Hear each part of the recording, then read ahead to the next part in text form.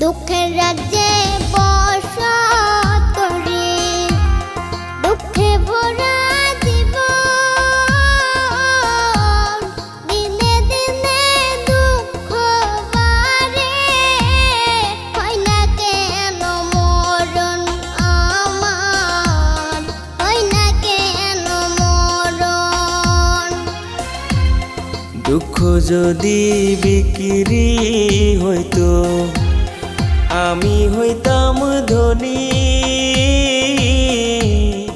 আমার কাছে আছে সই গো দুঃখ নামের খনি।